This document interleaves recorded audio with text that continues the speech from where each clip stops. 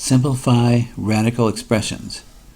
So here you have a cube root radical expression, and we're going to take it numbers and then variables in alphabetical order.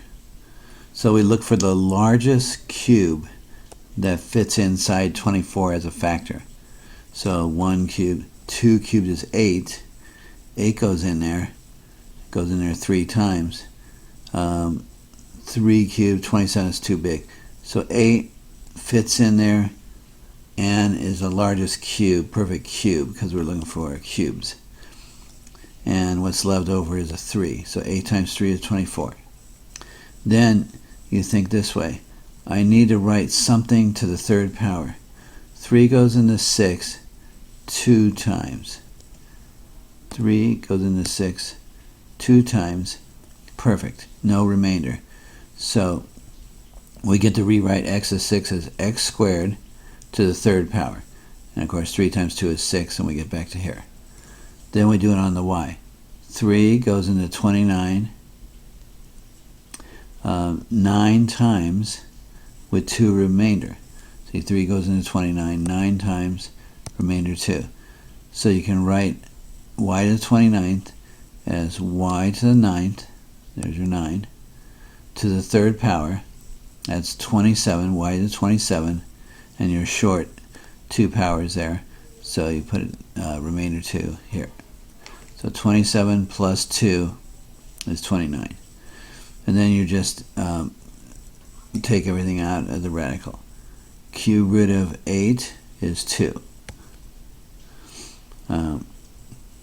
What's left in there, what's not going to come out perfectly out of the cube root, is the 3 and the y squared.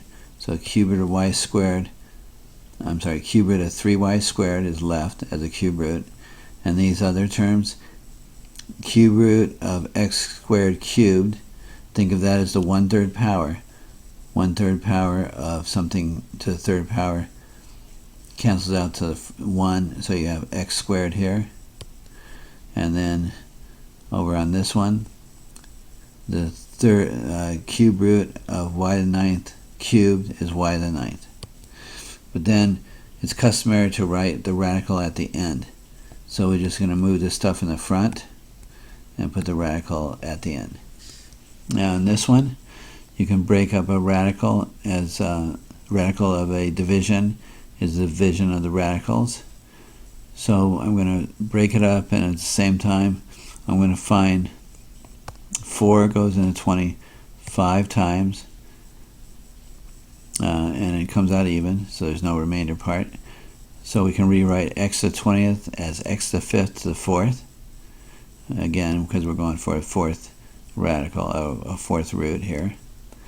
And then down here, the 8th power, 4 divides into 8, 2, and it comes out even. So we can rewrite the 8th power as y squared to the 4th power.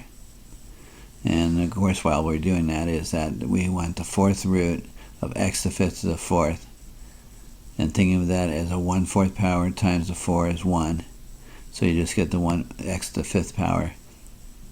And again, viewing this as a 1/4 exponent times by the 4 is 1, so you just get the y squared. So it's convenient to switch back and forth in your mind between a radical and a rational exponent whenever you need to.